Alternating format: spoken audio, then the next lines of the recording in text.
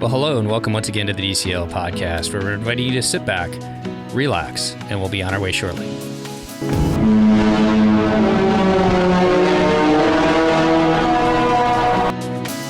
Well, welcome back to the DCL podcast, your podcast to cruise a little smarter. I'm your host, Lake, and I am flying solo for another episode, but that is okay. We have a new to me episode, which is always exciting. We are talking about Transatlantic, the big one, lots of sea days, lots of interesting and unique ports, and lots of interesting and unique activities to do along the ship. So we are going to get right into it because we have 13 nights of fun to discuss here. And with that, I would like to welcome our guest, Kyron, to the show. Kyron, how are you today? Hello, I'm good. Thank you. Awesome. Thank you again for agreeing to come on the show. Like I said, looking forward to this one. But why don't you begin by giving our listeners a little bit of your Disney and cruising background? Sure. Our first experience with Disney, I'm from Ireland, just south of Dublin in the Wicklow Mountains. And so growing up, neither myself nor my husband ever went to Orlando or any of the Disney parks. So our first trip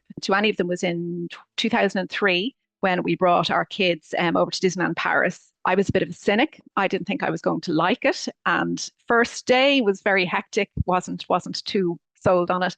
But then second day, the parade came around the corner, the music came on, and I started to cry. I just thought it was so touching and so happy. And so that was it. I've been hooked since then. And then over the years, we've had several trips to Disneyland Paris, and then 4 trips between 2006 and 2014 to Orlando. And so eventually we decided that we really need to do a cruise. We had one booked originally for 2020 for May. We were going to go with our adult son and stay in Orlando. So sadly, that was obviously cancelled. And eventually we ended up, just my husband and I, doing a Norwegian Fjords cruise out of Southampton, the Disney Dream, in 2023. And after that, we tried a celebrity cruise in May of last year, 2024, out to Southampton again. It was just a 4-night cruise. It just went to, where was it? Zeebrugge and Amsterdam. And it just wasn't for us. We missed the Disney magic, and we kind of didn't like the casinos and the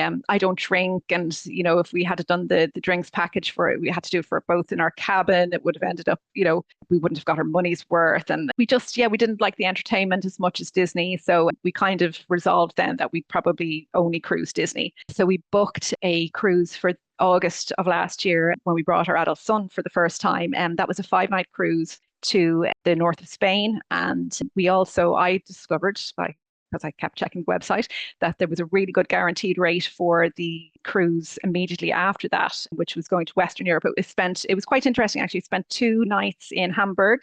Sorry, 1 night, it overnighted. So 2 days in Hamburg and then overnighted again in Zeebrugge for 2 days. And so I went solo on that one because it was shortly before my 50th birthday. So I decided to treat myself. So that was great. I got to wave my husband and my son off the ship in Southampton, and I got to stay on for another week. So that's it. We had done those 3. But before we even went on those cruises that summer, we had started talking about the transatlantic, just because, as you said, the 13 nights and all those sea days in a row, it was something we really wanted to do. And so we kept an eye on it. And when it was released, the dates were released in March 2024, and we went ahead and booked pretty much the first day that Silver Castaway Club could book. And did all 3 of you sail on the Transatlantic then? No, it was just myself and my husband on that one. My son couldn't really get the leave from work, and he's very messy as well. So the 3 of us in a cabin for 13 nights might have been a bit much. I think we would have, come to blows with him leaving clothes all over the floor. So so it was just the 2 of us. Well, why don't we begin by getting to the cruise port? First, start with where you're from and how you got to Port Canaveral, and if you did any pre-stays in the Orlando area. Sure. Actually, one other thing I'll just mention before we get to that,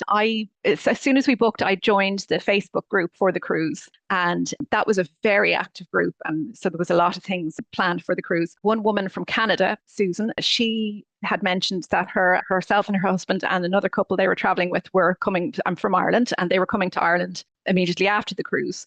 So we got chatting, and we ended up adding each other as friends on Facebook. And then a couple of months before the cruise, she asked, would we like to sit with them on the cruise? So we kind of had made friends that we'd never met from Canada before we even got to the cruise. And I felt like I knew quite a few people from the Facebook cruise before we ever got there. But anyway, so the travel, we live in the Wicklow Mountains, which are just south of Dublin. So we travelled up, it's just an hour's drive to Dublin, and flew direct from there with Aer Lingus Irish Airline. We booked a 4-night stay in the Caribbean Beach Resort through Christie, actually. And we just got 3 park day tickets. And we hadn't been to Orlando for, 11 years at that stage. So there was a lot of new things to explore.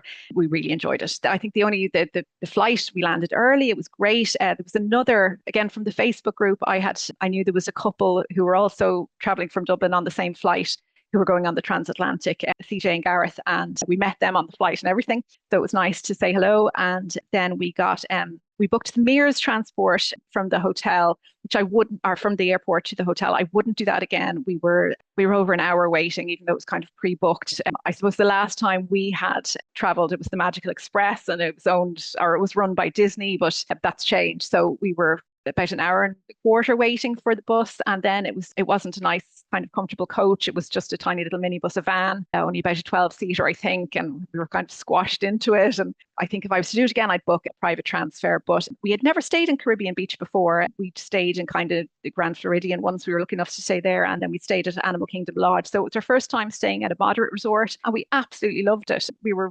looking forward to it anyway, but we were just so surprised at there was a great atmosphere, and the staff were all absolutely wonderful. And so we were looking forward to the parks, and I think we really had thought that much about the hotel, but we really, really loved the hotel, and we would definitely stay there again. And the 3 days in the parks, we really enjoyed. There was just so much has changed since 2014. I think we enjoyed the new rides, the Moana water, was it the one in Epcot? We just really loved that. And then there was especially the new Star Wars and Toy Story lands in Hollywood Studios. We hadn't seen any of that and really liked that, and the few Tron and everything in Magic Kingdom. So we had 3 kind of very busy days, and we tried to keep on Irish time. Woke up at 5 a.m., which of course in our heads was 11 a.m. in Ireland. So we tried to keep that up, or 10 a.m. And we kept that up for the whole cruise, because we knew we were going to be losing the hours as we crossed the Atlantic. So that meant we kind of were quite tired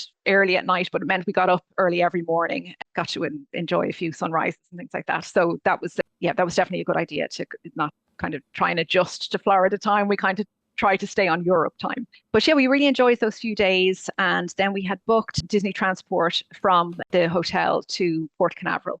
We went over for breakfast that morning, and the Disney rep was already there. So we checked in very early. We had done the whole leaving our cases in the room with the tags and everything. So we actually checked in with the man who was in the lobby, and then we went back just to check our cases had been taken, and they had. And then by the time we got back, I think we were all to meet in the lobby at 9:30, and there were a good few other people there at that stage. And that cast member was great, the guy who checked us in and everything, but he kind of, maybe we took him up wrong, or I don't know if he was slightly misinformed himself, but he told us, we'd all be getting on the bus, and when we got there, our bags would be taken care of. Someone would take us from the bus into the terminal, and then he said, you'll get to skip all the queues and go basically straight onto the ship, and you won't have to wait at all. And I was kind of wondering how proper check-in was going to happen then with passports and everything, but of course that wasn't okay. We were led straight from the bus into, it's not like we had to wait in line for, the people who'd arrived earlier than the port arrival time, but it was still quite a queue. I think we were about 20 minutes queuing to kind of just show our passports and all of that.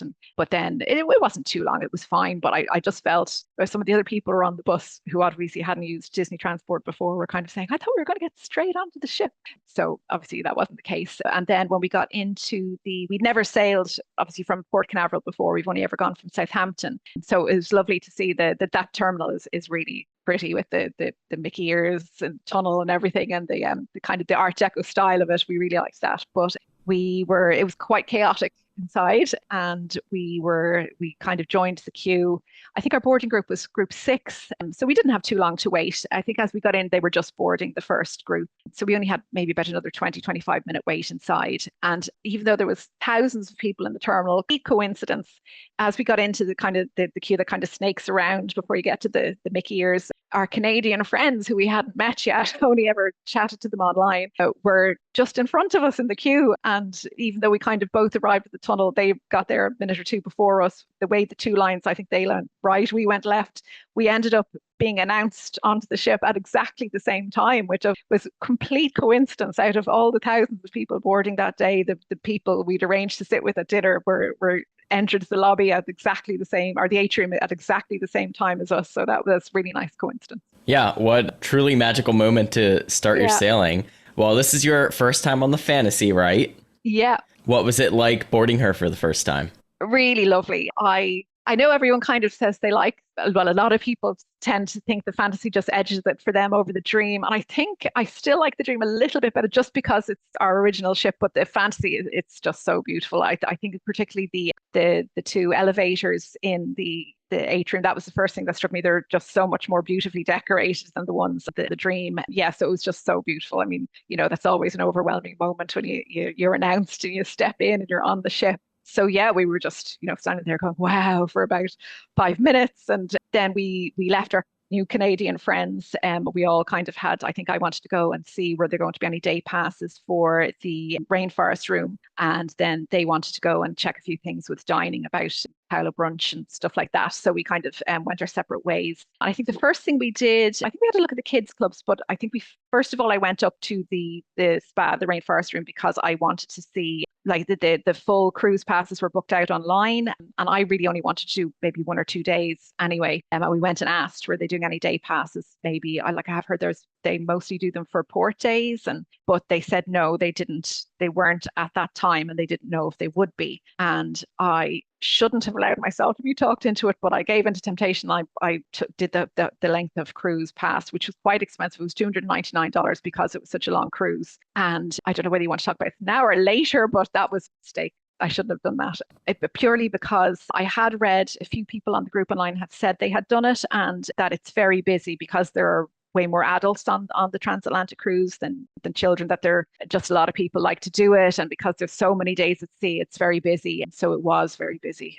So yeah, shouldn't have done that. But I think then we went and we decided to go to Cabanas for lunch rather than do the sit down lunch, just because we knew we'd so many days at sea coming up. We'd plenty of time to do sit down lunches. So we just went straight up to Cabanas because it wasn't too busy, because we were boarding groups. And that was nice. And then after that, I think we just wandered around the ship going, wow, taking pictures of elevators and carpets and everything. And then one of my husband's favorite moments, his favorite princess is Tiana. He loves Tiana. And we came down a flight of stairs, and Tiana was just there in one of the stairwells. And so he got a picture with her. And when he said, may I get a picture? She said, of course you can, sugar. And he was just for the rest of the cruise, he kept saying, she called me sugar. So I think that was his favorite moment of the cruise, was meeting Tiana just, unexpectedly. Awesome. What kind of stateroom did you book, and how did that work for you guys? We booked a veranda stateroom. I think our room was 8554. So we were kind of just forward of midship,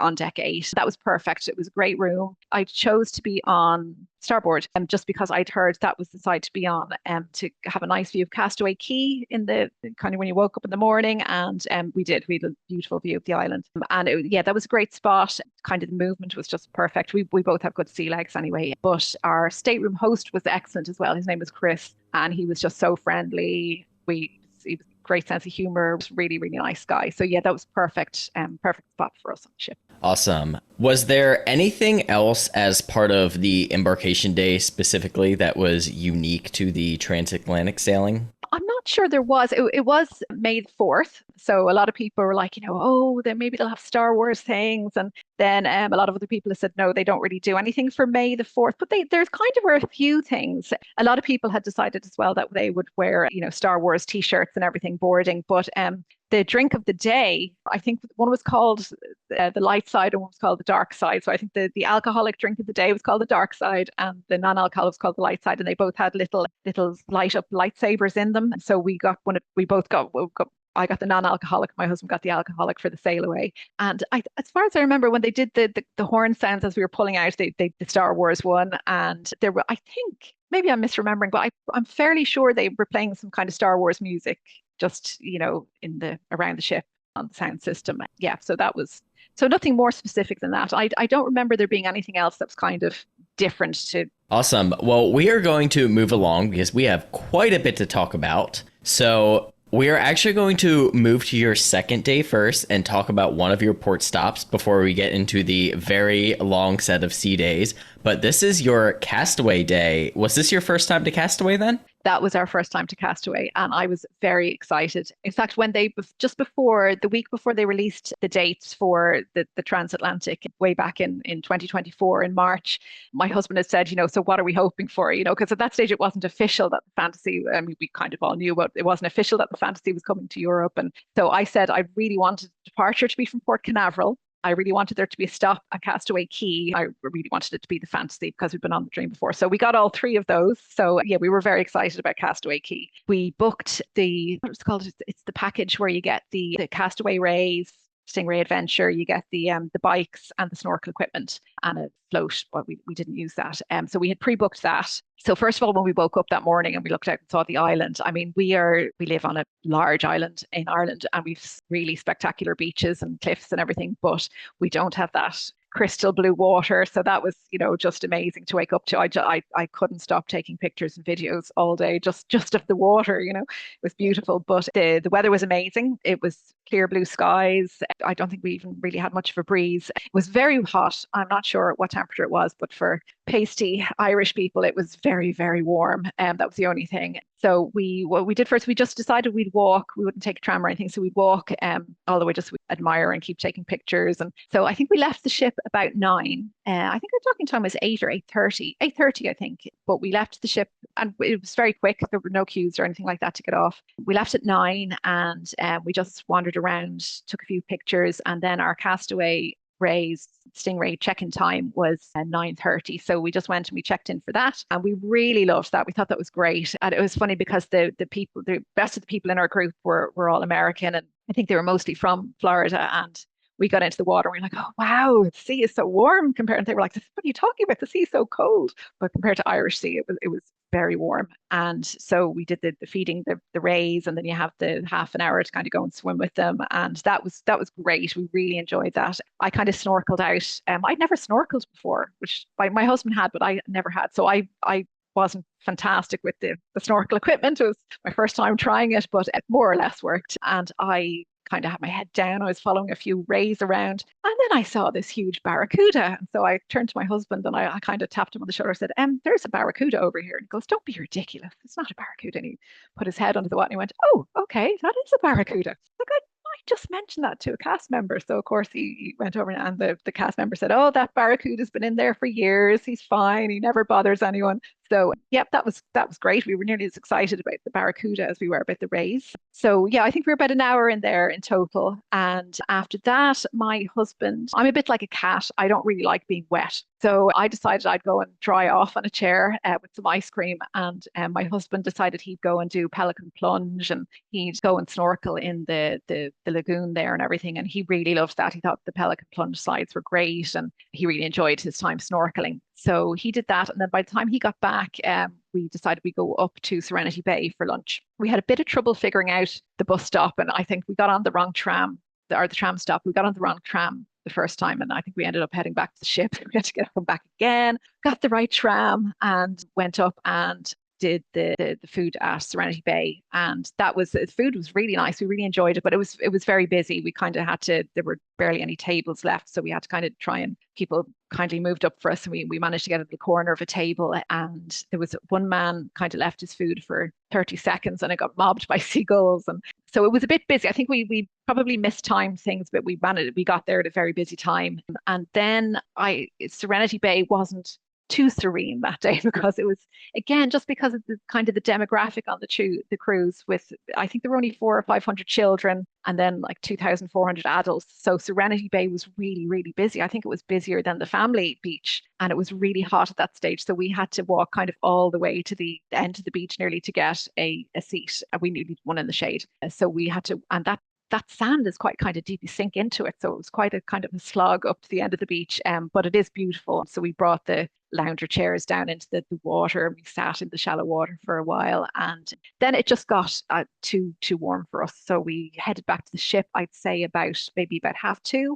And I know a lot of the ships leave Castaway Key usually about 4:30, is that right? But we were there until 6. So people had a really nice long day at the island, but we were back on slightly earlier. But we really enjoyed it. It has made me really, I would love to see Lookout at Lighthouse Point. Did I get that right? Yeah, we'd like to go there as well. And I'd love to return to Castaway Key as well. But yeah, so that was a great day. Yeah, that is a really nice long day, but probably needed since you are about to spend at least 6 days at sea after that. Would you say that Castaway Key met your expectations, or? I'd say it did. I had very high expectations because I spent so long watching people on the island on YouTube and everything. I'd say pros, yeah, it was just very, very beautiful. The water, I think just the beauty of it probably exceeded my expectations. I felt a bit disorientated on it. I didn't really, I think next time I feel I know where everything is and all of that. But we knew it was going to be warm, but I think we were underprepared for how warm it was going to be. Like we paid to rent the bicycles and everything. I would have liked to do that, and we ended up not doing that. So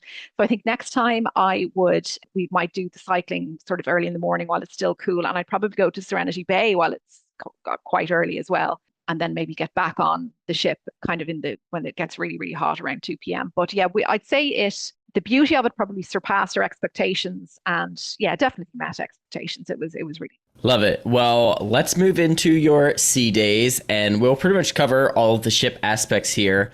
But why don't we begin with anything that was kind of cool or unique to the transatlantic, like what activities they offered that were different from regular sailings? Sure. There were a lot of activities. That was one of the main things. I think when I imagined those 6 days at sea, nearly a full week in the Atlantic, I thought, oh, it's just going to be, every day I'll just be lying on a lounger, relaxing. And it felt like such a busy cruise because they arranged so many unusual things, and then just the passengers themselves, there was so much organized. So yeah, I mean, in terms of the things the passengers kind of organized, there was a group of us who I craft. I make kind of polymer clay jewelry and magnets and things like that. So I was very involved in the fish extender gift exchange. But a group of us who kind of were crafters and made. Some people did quilting, some other people did jewelry, some people made homemade magnets. A group of us, I think it was the very first sea day, or it might have been the second one, we arranged a meetup where we went and we swapped gifts ourselves kind of before we then pixie dusted the rest of what we brought with us around the ship. That was really nice. Met some really lovely people there. And then there was the Friends of Dorothy meetup, an LGBT plus meetup where we're just obviously a straight couple, but I had made little pride pins. So little pride kind of Mickey Mouse and Minnie Mouse pins. And I contacted the man, Jim, lovely man from California, who was organizing that. And I said, would you mind if I just popped along for 5 minutes and said hello and gave you the pins? So we did. And then a fantastic woman called Gwendolyn from Holland, she organized the 5K at sea, which was on whatever day Pirate Night was on. You could do it whatever time you wanted, but it had to be you had to have your 5K completed by 2 p.m. And if you signed up and kind of paid, I think it was something minimal, if we PayPal'd some money over to Gwendolyn, she made these absolutely amazing medals, metal, beautifully designed on these lovely ribbons. And then you could come after and it was up to you. It wasn't policed or anything. Gwendolyn wasn't there kind of, making sure we all ran our 5K, but you did it whenever you wanted that day, and then you came and collected your medal at 3 p.m. that afternoon. And then she'd also organized for the official photographers to take a photograph of all of us. And I think there was 200 of us, I think, maybe even more. And we all came to the atrium at I think it was 5 p.m. that evening. We came to the atrium and we were all they arranged us in a group, and we were loads of us up on the stairs. And then the official photographer took photographs. And I think for one of them, Goofy was even up on the balcony kind of waving down as well. So that was really great. Oh, my husband got very involved. There was a board game group was set up by one of the passengers as well. Kelly, I think this woman kind of set it up, and they met on day 3, I think. 3 or 4, and they kind of split into groups. So every afternoon they met at 3 p.m. They kind of spent 3 to 5 or 6 p.m. every day playing board games, and those really kind of long ones. Risk and things like that, Catan and card games. And so, yeah, he met loads of friends, gamers. But one of them, a woman called Wendy, who I met on day 3 again, I think her husband was Rob Morton, who was the special guest who was going to be giving, he'd worked for Disney for 44 years. And so he was the guest who every day gave a talk about his career with Disney. So yeah, so I suppose that brings me on to the extra things that Disney organized themselves. So yeah, probably the 2 main ones were the cookery shows, which we didn't go to because we went to unfortunately they were on at the same time as the talks by Rob Morton, so you kind of had to choose one or the other. And because Rob gave a talk like every day at sea, he started off by giving, I think his first 4 or 5 talks were different stages in his career, and then the last 2 were about his travels around the world and about Disney parks around the world. So that they were really interesting. So we ended up going to those. They were on at 11 a.m. every day, and we ended up going to that every single day at sea.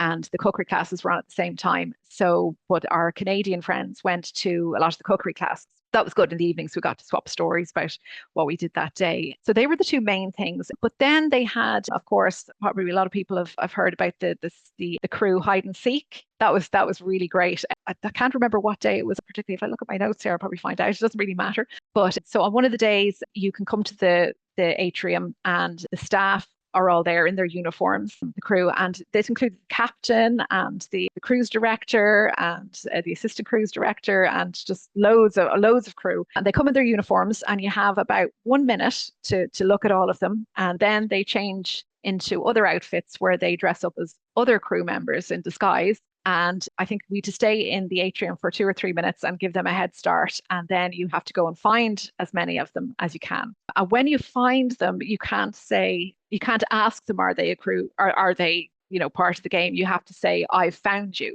So of course we were just running up to random crew members going, I found you. They were like, what are you talking about? But it was great. So when you find them, they have a little slip of paper with 10 points, 20 points, 50 points, or 100 points on it. And I think the higher up they were in the crew, the more points they were worth. So that was really great fun. I can't remember how long it went, 15 minutes or something like that. So we had 15 minutes to go and find as many of them as possible. So, I mean, but you were exhausted by the end of it, running up and down. They could be anywhere on the ship. Some of them were really obvious, one man pretending to paint a railing or something, and he clearly didn't even have any paint on his brush. And so we knew he was one of them in disguise. And then there was, we love ice cream. So we got to know the girls who worked in Sweet on You quite well. And we went in and there was this crew, suddenly this guy with an apron on him he was about 6'5", and we were like, he's definitely not one of the ice cream girls. So in we went, and he was worth 50 points, I think. And so they were all over the ship. They were in Cove Cafe. They were pretending to paint railings, and they were pretending to be lifeguards. So we were exhausted by the end of it. And I think we got 210 points in total. And we thought we had done really well. And as we were handing them in to be counted, the guy next to me who'd just handed his points in to be counted had 910 points. And then the winners had something like 1,030. So we did really, really badly. But it was great fun. And then I'm trying to think what else there was. I know one of the nights in the theatre where, and I should have written down their names, but there were 2 performers, kind of Broadway Disney performers, a man and a woman, and they gave kind of a talk about their careers and they sang. That was absolutely amazing. I'm terribly sorry I didn't write down their names. And then the crew talent show was on. That was towards the end of the cruise, and that was great fun as well. That was really, really good. By that stage, we kind of recognized a few people. The assistant cruise director was one of them. He was very good, and it was mostly singing, but there were a few dancers, and I think one guy did a kind of a magic show and things like that. So that was really good. And then the evening entertainment. Obviously, there were the 3 big shows. There was Aladdin, Frozen, and Believe. But there were, we had a guy called a physical magician, but he did kind of contortion stuff. He was quite funny. That was quite good. I know there was a juggler one night. I don't think we went to that. My husband went to the magician. I didn't. And he didn't think that was that entertaining. But our Canadian friends went to the magician when he was so a lot of the performers who do the magic show or the juggling or, comedians, they'll often do kind of the family version in the theatre and then the adult version in the Tube nightclub. Yeah, the Tube. I was just going to say Evolution, but that's the Dream. So I think the We ended up not going to any of those, but our Canadian friends did. And they said they thought the ones in the tube were funnier. They were kind of more geared towards adult humor and everything. And so they enjoyed those. We went to the mind, there was a mind reader as well, and he was quite good. He brought, kids up from the audience. And yeah, on the whole, it was really, really, they were one of the things I was really looking forward to, those kind of unusual, the hide and seek and the things like that. And they were definitely worth going for. They were great. Awesome. Love it. Well, anything on like entertainment or activities around the ship before we move into dining? I don't think so. Of course, we haven't seen the Aladdin. We really liked the Aladdin and Frozen show. I think Frozen probably was my favorite. I still think Beauty and the Beast on the Dream is my favorite of the shows. We didn't go to Believe, really unpopular opinion, but I really don't like Believe. It's too sentimental for me, I think. I'm too much of a cynic for it. So we didn't go to that. We went to it once on the Dream. That was it. So we didn't go to that again. The talks by Rob Morton were really, really worth going to. Just to hear kind of how he progressed from just a little summer job, working on the Pirates ride up to that 44-year career. And, they lived in Singapore for years. He kind of was helped set up a lot of things in the Asian parks. That was great. They've traveled all over the world as well. So yeah, that was really, really interesting. Love it. Well, let's go ahead and move into dining. Obviously, we cannot talk about every single night of dining. So why don't you give us just some highlights from each of the restaurant or some unique menus that you enjoyed on the sailing? Yeah, so actually I'm one of those people who loves to read menus in advance. So I spent a lot of time on your Disney Cruise Line blog looking up menus and reading them in advance. So I kind of knew what was going to be available most nights.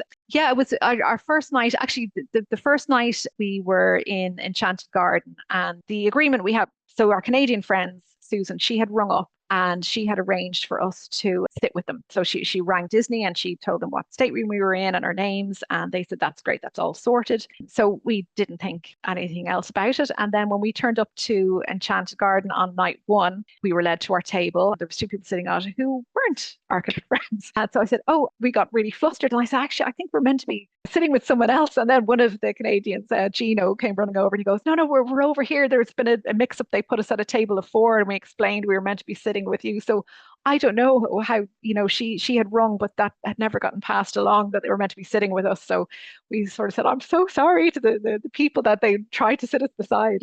Like, it's nothing personal. And so they changed us to a table for six then. So, and with this, actually the spot we were in Enchanted Garden was really nice kind of place.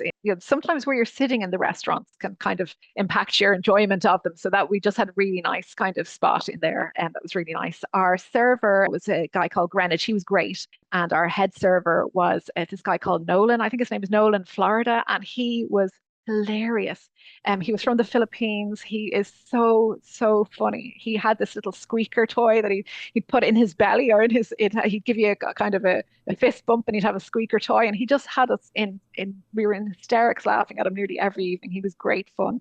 And then our Greenwich was great as well. Our drink server, now I can't remember his name, and he was from Europe. I won't even say what country, but he had worked at Disneyland Paris, and Disney had recruited him to come on. He worked in kind of hospitality in Disneyland Paris, and they had recruited him to come and work for Disney Cruise Line. And he was just miserable. I mean, he like the first couple of, I think he kind of talked to me and my husband more because we were European too, and he just moaned every night about, oh, I miss Disneyland Paris and it's not the same here, and so I think he was missing his girlfriend and he was missing Disneyland Paris, and he's like, I can't see my mother anymore. So yeah, he was just didn't seem to enjoy his job particularly. So, but it was kind of funny. But so that they were great.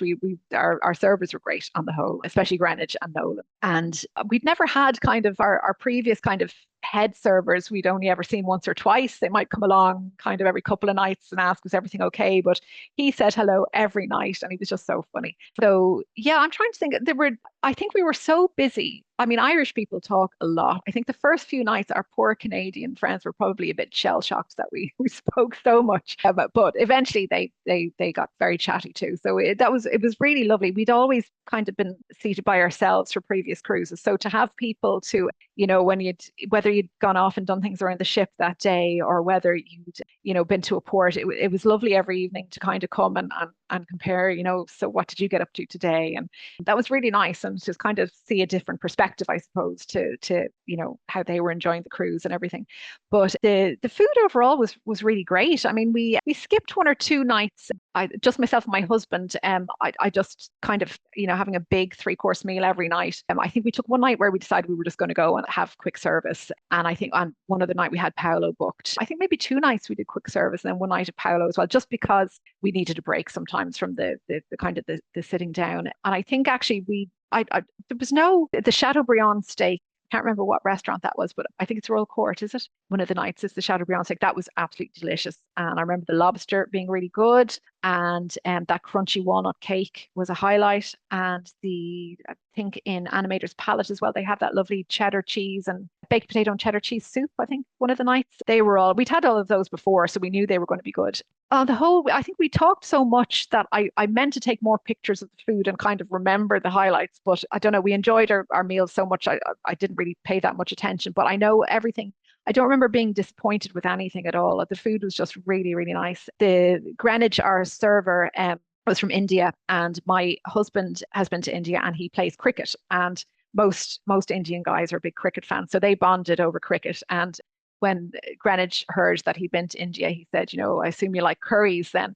So we knew what was coming then. So he brought Paul out a curry. Paul is my husband nearly every night then for a few nights in a row. So he was very happy with the curries. But yeah, on the whole, the dining was great. Animator's Palette, I think the crush night, we always find a little bit loud. Again, kind of depends where you're seated. So yeah, that wasn't our favorite. And in Royal Court, we were in kind of one of the little kind of side rooms. We weren't really in the main restaurant itself. And I wasn't that keen on that room, but on the whole, I think Royal Court probably was our favorite food. But I think we enjoyed Enchanted Garden the most this time, just in terms of where we were sat. And one of the nights towards the end of the cruise, we were told, we have a surprise for everybody, and they brought in the main 6 characters came into the room. They did kind of a parade around the room. They played music and everyone was clapping, and that was really great. They stayed for quite, like they were in for about 10 minutes, dancing around the room. And yeah, so it was really great. We went to Paolo one night for dinner.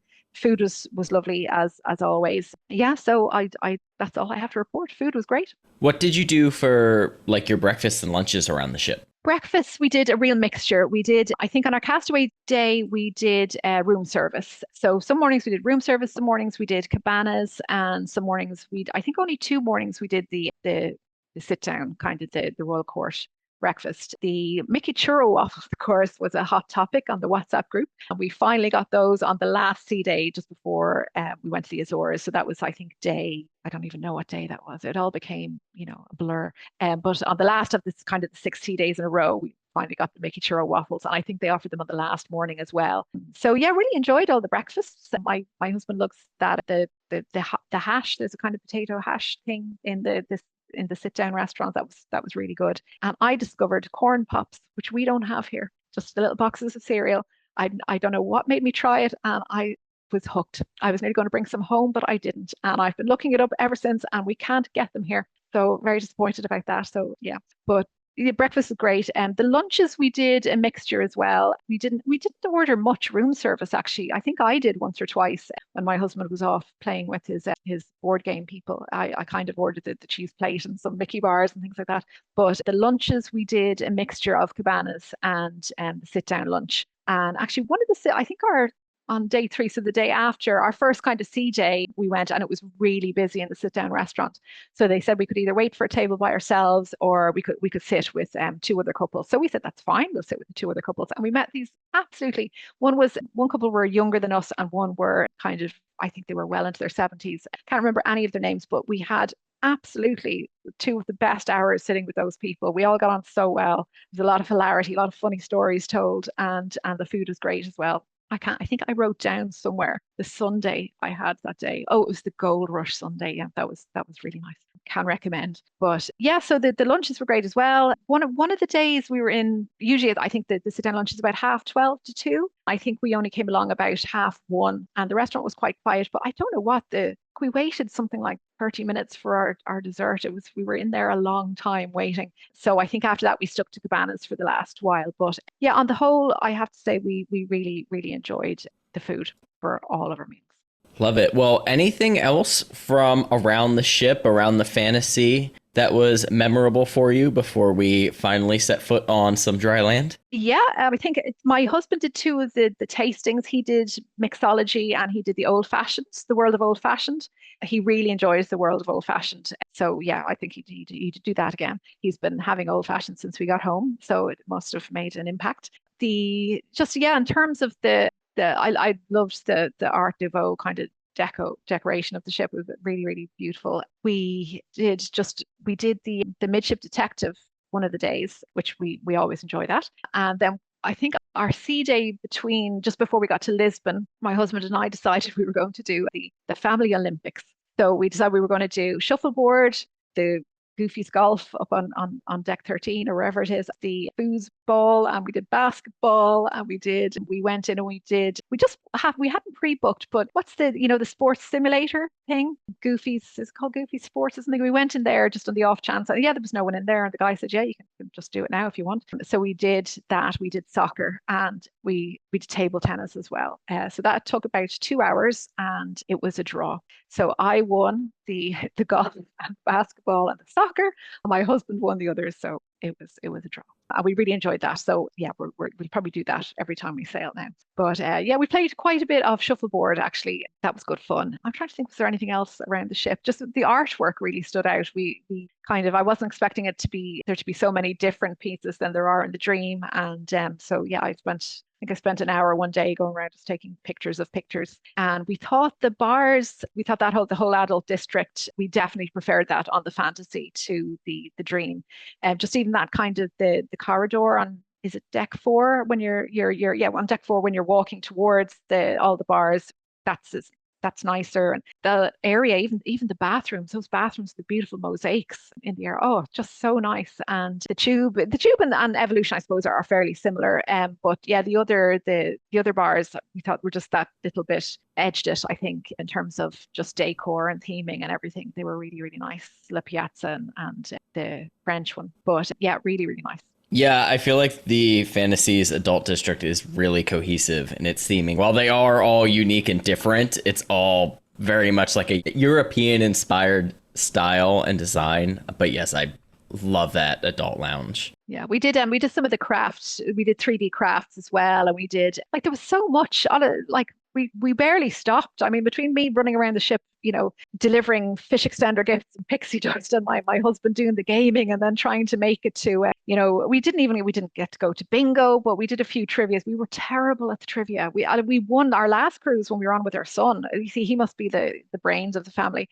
We did a brain teasers trivia, and we won. This time we were absolutely terrible. I mean, we did music, we did lines from movies, we did general trivia, we did brain teasers. We were just terrible, absolutely terrible at all of them. So we kind of gave up on those after a while. But we did some of the drawing classes, we did some of the 3D art and craft. And then there was one night in O'Gill's. I'm not sure. I think a lot of US folks haven't heard of the Eurovision Song Contest, but no. Okay, there's a whole movie. Will Ferrell is in a movie. I can't remember the name of it, about the Eurovision Song Contest. But so every year, every country in Europe picks a song and they send it to this thing called the Eurovision Song Contest. And there's 2 semi-finals and then a final. And the semi-finals were on the second week of the cruise. So I had heard that because so many of the crew are European, they'll usually put them on in one of the bars. So they showed it in O'Gill's pub. We didn't get to go to the first one, but Ireland were on in the second one anyway. So we got to see the second one. And that was great fun. There was only a handful of us there. I'd say there was maybe about 20 to 30 of us watching it. And obviously most of us were from Europe, but there was 2 American couples who decided to sit and watch this. And I think they thought this was the bizarrest thing they had ever seen in their lives. It is very, if you haven't grown up with the Eurovision Song Contest, it is very bizarre. It's very dramatic and weird and camp and just strange. So one of the couples, I think they left halfway through. They were like, this is just too strange. The other couple were just laughed the whole night and thought this was best thing they'd ever seen. And we're like, where can we watch the final? The final was on our disembarkation day. So they said they were going to find somewhere in Barcelona where they could watch the final. So I think we now have two fans for life of the Eurovision. But that was fun to get to watch that on the ship was great. The Irish song was absolutely terrible and we didn't make it through to the final. So, but it was still really, really good fun. I bought a huge Irish flag with me and sat there with wrapped around me all night. And yeah, so it was that was great fun. Oh, how interesting and different. I love that. That is what is fun about the transatlantic cruise is you get all sorts of activities that you would not normally see. But you also have some very interesting ports on this itinerary, and let's get into that. So after many, many sea days, you finally get to explore the Azores in Portugal. What did you have planned for this day? So we had booked, one of the things about the port stops was they were all very short. We had, I think we were only docked, I have it written down. 8 to 3 this day. Yeah, 8 to 3. So that was, yeah, it was pretty short. So we had booked, we decided because they were so short, we decided to stick to Disney excursions. We hadn't been to any of these ports before. And so we decided, just in the interest of making it back to the ship on time, that we would book through Disney. So on the Monday, the 12th, which was our day in the Azores, we booked an excursion called Ribera Grande, Pineapple Plantation and Calderas Springs or something like that. So we had a number of stops on it. We didn't get great weather that day. It was quite overcast. It wasn't particularly cold, but it wasn't sunny, and it rained on and off. We headed off in a bus, getting on I think we did to meet in the theatre that morning, and then the disembarking was very smooth process. And so our first stop was a place called Ribera Grande, which is a town kind of on the north side of the island. Where we were docked was Ponta Delgada on the south side, but it's quite a small island, so I think it only took us about half an hour to get over to Ribera Grande, and it's quite mountainous, the Azores, so with beautiful views and things like that. But Ribera Grande itself, we only had about 20 minutes by the time we got there. So I think we popped into two kind of really interesting looking churches. We took a few pictures of the view, and then we had 5 minutes to get a kind of a tea and a coffee to go, and that was it. So I kind of felt it was a bit rushed. We didn't really get to see much. And then the next stop was a pineapple plantation. So I thought when they said pineapple plantation, this would be this huge plantation, full of pineapples. But it was basically in the middle of Ponta Delgada itself, and it was just like about 8 greenhouses with pineapples in them and a tiny little kind of gift shop. So it was really underwhelming. So I don't know. I wouldn't recommend that part of the cruise, but the excursion. But the next stop, we went up into a place called the Calderas National Park, I think, where they have kind of a series of hot springs, and it's kind of like it has a bit of a microclimate. So there's like these huge kind of Australian palm fern trees up there and everything. It was the guide on the bus even said, this looks a bit like Jurassic Park, and it did. It just looked so lush and tropical. And again, we only had about 20 minutes there, but there was a little walking trail you could go up. We went up to the top of that, and we passed by this series of hot springs, and there were loads of people in there kind of bathing in the hot spring. We wouldn't have had time. We had kind of bathing suits with us, but that was really beautiful, and we were really glad we did the excursion from that point of view. And then on the way, but we were just kind of heading down the trail again back to the bus, and there was absolute downpour, and we had rain jackets with us, but it was such heavy rain that everyone was soaking by the time we got back to the bus. But luckily we were kind of nearly finished the tour at that stage anyway. So our last stop, they were going to skip this part. There's a beautiful lake up there called the Lago do Fogo, which is the lake of fire, I think that means. But if it's cloudy, don't generally get a view of it. But he said he'd try anyway. So we popped up, and he said, I think the clouds are just lifting. So loads of people opted to stay on the bus. I think they were just so wet at that stage they didn't want to get off again. But we decided we'd get off and walk the 2 minutes to the viewing point. And just as we got there, the clouds cleared, the sun came out a little bit, and we had this amazing view. So even for that view alone, it was kind of worth the excursion. And Disney had a photographer up there at the lake viewing point, just tapping your card and taking photographs. So we bought that photograph. He took a really nice photograph of us with the lake in the background. So on the whole, I think if I was to go again, I wouldn't do that particular tour. I would definitely choose an excursion that maybe stops at the hot springs and the lake. But Ribera Grande itself, maybe if you went up and spent a whole day in the town, it would be nice. But we felt very rushed there, and the pineapple plantation wasn't really worth seeing. So mixed feelings about that excursion.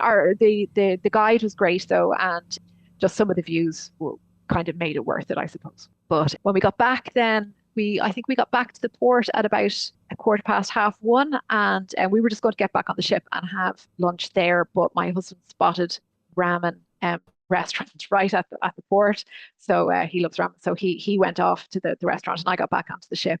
And then he went into one or two of the little tourist shops there, then got in the queue to get back on. I think when I was getting back on the ship, it took about 5 minutes. But I went on to deck 4 to see kind of where he was. We were meant to be leaving at 3. This is about 2:45. And he said, no, it's fine. I'm in the queue. Then he texted me and said, but there's a very, very, very long queue. So I went to deck 4 and had a look down, and the queue snaked all around port. So I think everyone, because it was such a short time in port, everyone kind of arrived back kind of 2:45. So I don't think they had everyone even back on board and through that queue until about 4 p.m. So weren't even finished boarding everyone again until an hour after our departure time. I didn't mind because I was having a great time on deck 4 hanging out with Daisy Duck. But yeah, it was, the queue coming back onto the ship was crazy. And I don't know why particularly. And it wasn't even like the scanners and all in the port building itself. It was Disney. I think they'd only opened one gangway or something, because the line to get back on was absolutely crazy. So yeah, I think it was 4:30, maybe later by the time we left. So we were quite late leaving port that day. But other than that, it was really, I mean, I can't see that I'd ever be in the Azores otherwise. So it was a really great place to visit. Well, luckily your next day was a day at sea, so not a huge rush to get anywhere. But then after that, you were in Lisbon, Portugal. What did you get up to that day? That was great. Actually, the day between the Azores and Lisbon, we had a medical emergency and someone had to be evacuated by helicopter off the ship. Luckily, we were, because I mean, I suppose you wonder what happens if you're really, really in the middle of the Atlantic when that happens. But so we had to divert course slightly, and a helicopter came to transport them to Lisbon. And I think everything was fine in the end, but they did need to leave the ship. But that didn't delay us or anything for the next day. So yeah, Lisbon, we docked at 10. Actually, before I came on, I meant to look up the name of the kind of the river so you kind of go up. I don't know whether it's a river or it's just a kind of a big estuary, but it's the mouth of the river. There's a huge bridge over it. So you have to sail under this bridge.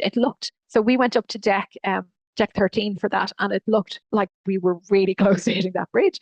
Obviously we didn't, and obviously they measured, but the actual sail up to Lisbon that morning was really, really lovely. That day we had a tour. Lisbon is somewhere where there's very frequent flights from Dublin to Lisbon. So rather than kind of do an excursion in Lisbon itself, we decided we'd pick an excursion kind of outside of Lisbon that maybe wouldn't be so easy for us to get to from Ireland. So we booked one that was called, we'd seen just from the Facebook group, actually, a few people who'd been there before mentioned a town called Sintra and said it was really, really lovely. It's so nice. In fact, a few people were heading there after the cruise docked to Barcelona to stay in Sintra. So we booked an excursion that was called Sintra on Your Own. So basically they drove you to Sintra. You would have about 3 hours there, and then they would drive you back. I think it was about an hour's drive. So yeah, we docked at 10, and I think our meetup time, we were meant to leave on the excursion at 10.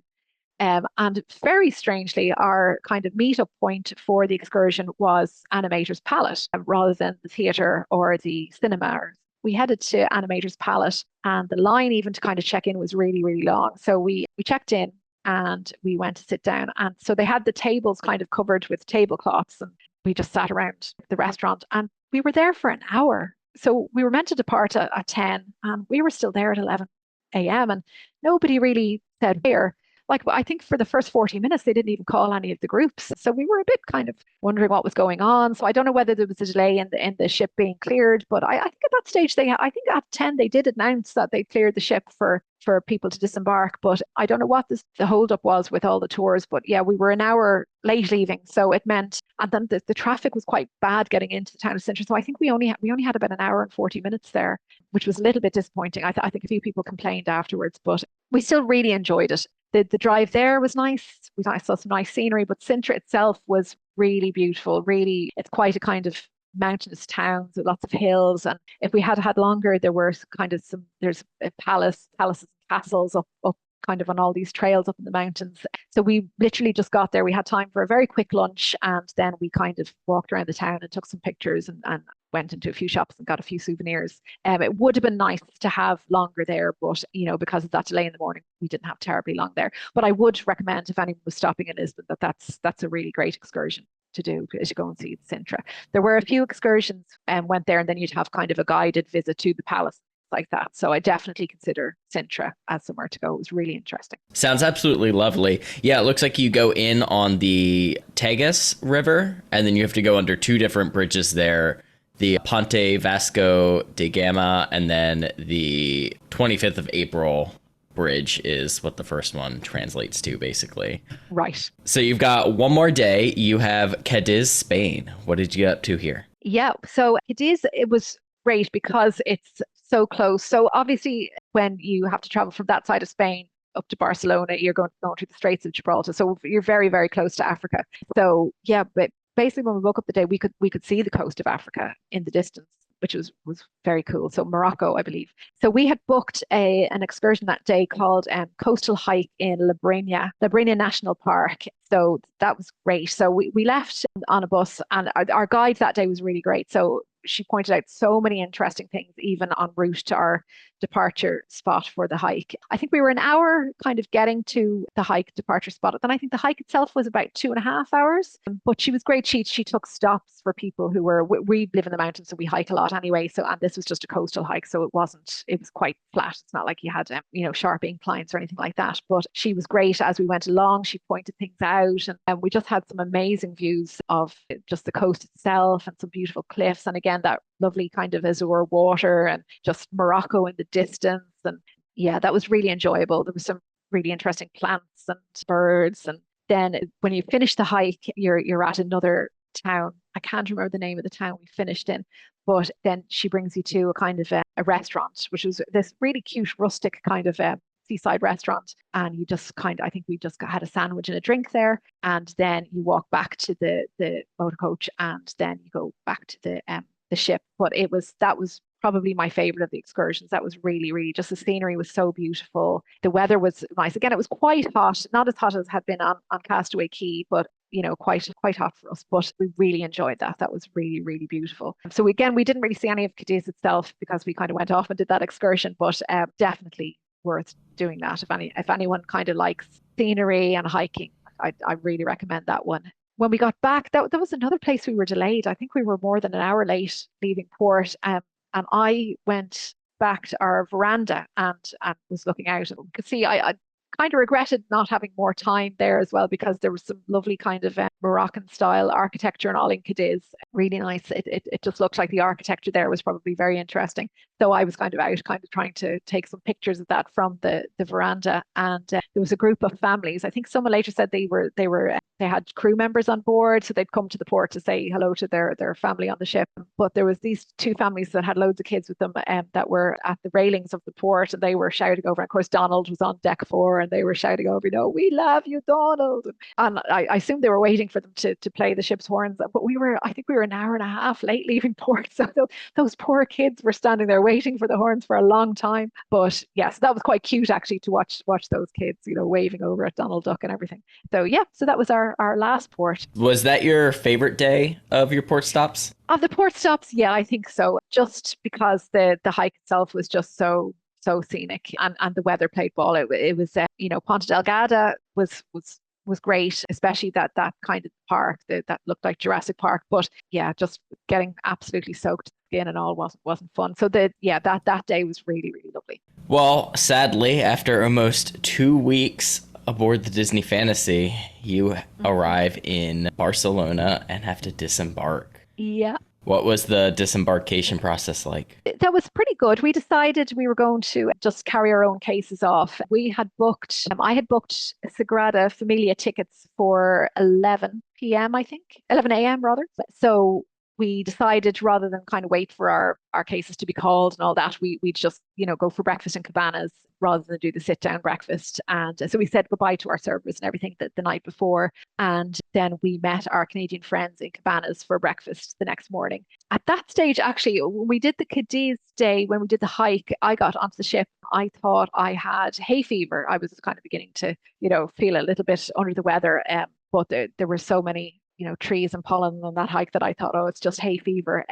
But then the morning just before we disembarked, I was feeling even a bit rougher. So we said goodbye to the Canadians, but they were traveling to Ireland. So we had kind of tentative plans to meet up with them when they came back. But anyway, I'll go through the disembarkation process first. So after Bannis, we went straight down. I think about 8 a.m. We decided to leave, and they cleared the ship about 7:30, I think, quite early. So just after 8, we went down to leave, and getting off the ship, there was no queue at all with 2 minutes. But then in the port, I'd only ever disembarked in Southampton before, and in Southampton, you basically just walk off the ship, collect your cases if you've decided to get the crew to take them off for you, and then you're straight out of the building. I don't know whether that's because it's a cruise that begins and ends in the same country, but so we had to go through passport control in Barcelona, and the queue for that was quite long. I think again we were about maybe 30 to 40 minutes. It felt a little bit chaotic, but it wasn't too bad. So we did that, and then we went to the taxi rank. We hadn't pre-booked an Uber or anything like that, and we decided we just go and queue up. And it looked like the line was long, and I was beginning to fret about, because we wanted to get to our hotel and hand in our cases, and then we had to get to Sagrada Familia. But we were only 5 minutes waiting for a taxi. So if anyone is getting off and waiting for a taxi in Barcelona, there's lots of taxis. You won't be waiting long. So we got to our hotel. We booked a hotel called the H10 Madison in Barcelona. Again, I'd seen that recommended by someone on the Facebook group like a year in advance, and I booked that. And that was in the Gothic quarter in Barcelona, and that I really recommend that. I think it was only about a 15-minute drive from the cruise port, and it's a really lovely hotel, maybe more so for adults rather than people traveling with children. There's only a very small kind of rooftop pool with a bar and everything, but it was really, really nice hotel. I'd recommend that. So, but by the time we got to the Sagrada Familia, I realized I probably had a virus, not feeling well at all. So we went to Sagrada Familia, and then I went and bought a mask, and because my father was going to be picking us up at the airport the next day, and I was really thinking, oh, I hope I haven't given this to our Canadian friends or anyone.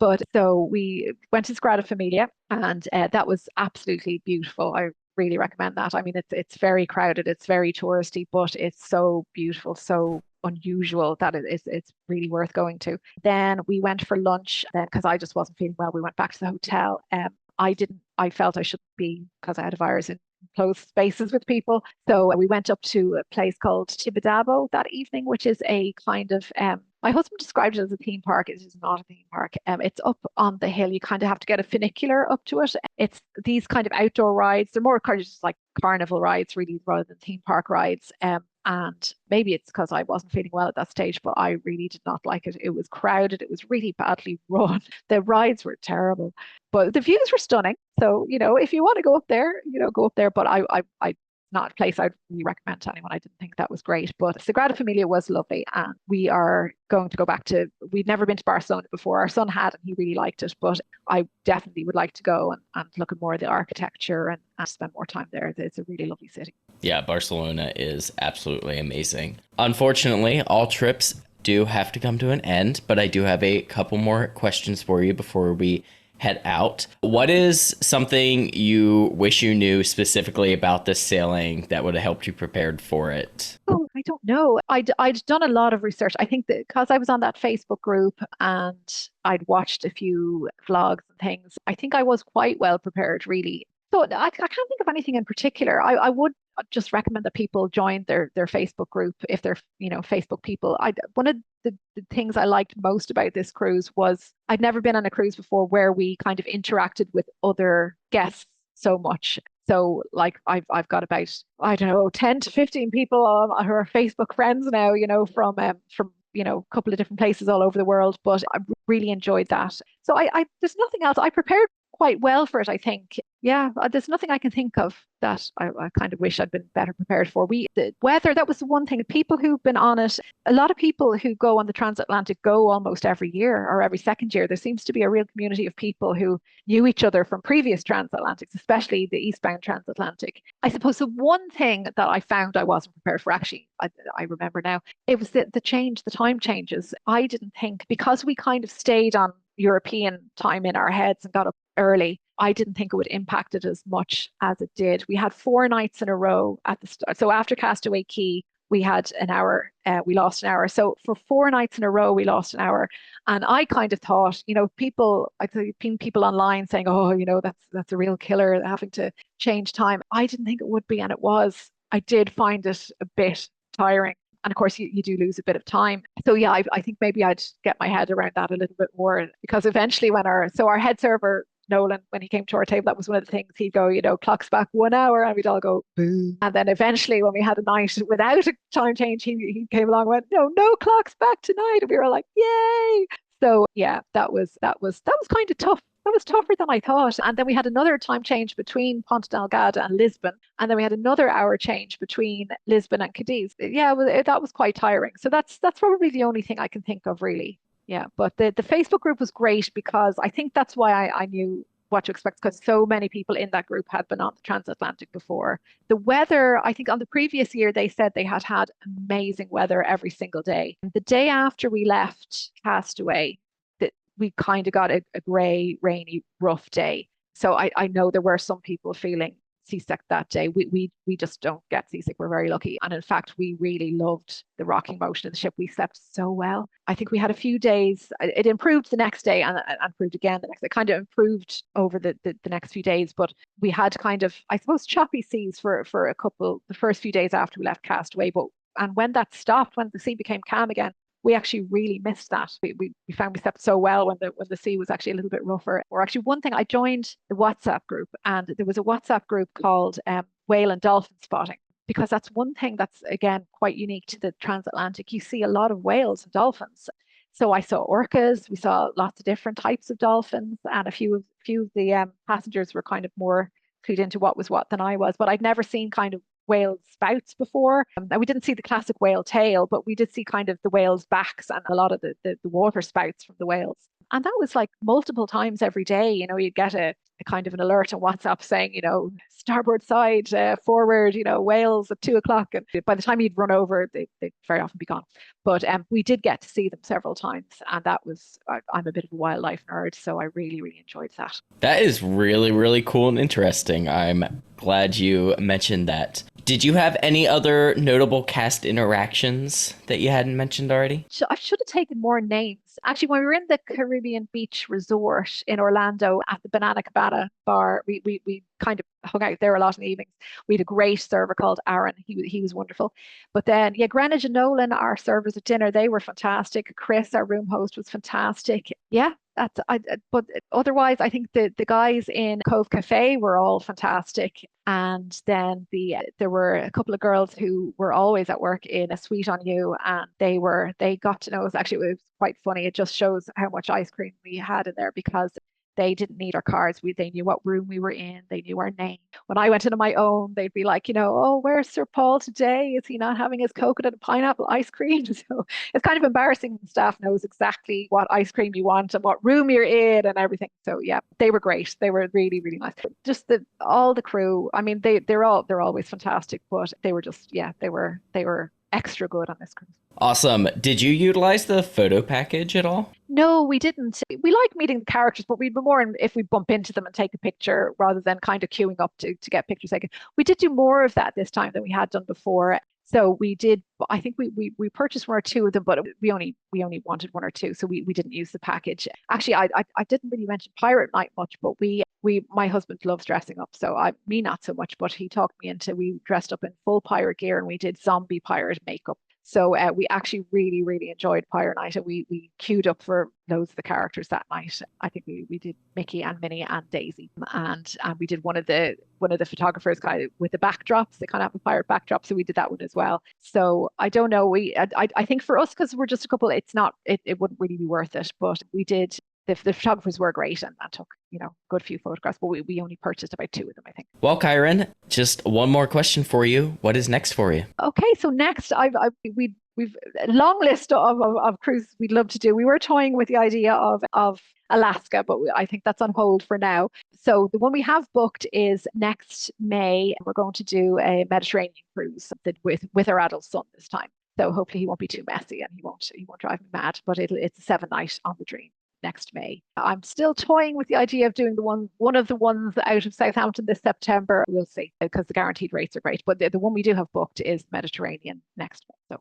Love it. Well, Kyron, thank you again so much for coming on and sharing your sailing on the Fantasy for the Transatlantic. You're welcome. Thank you for having me. Absolutely. But that is going to wrap up our show. As always, you can follow Christy at Pack Your Pixie Dust and utilize her travel services by clicking the Book with Christy link right down in the show notes. You can follow myself at MouseGen on Instagram and YouTube, and you can follow the podcast at DCL Podcast on Instagram and Facebook, or check out our website at dclpodcast.com. But that is going to wrap up our show. Thank you all so much again for listening, and we will see you next time on the DCL Podcast. Bye, guys. Well, it's going to wrap up the show. Once again, we want to thank Kyron for coming on and sharing her adventures sailing the Transatlantic.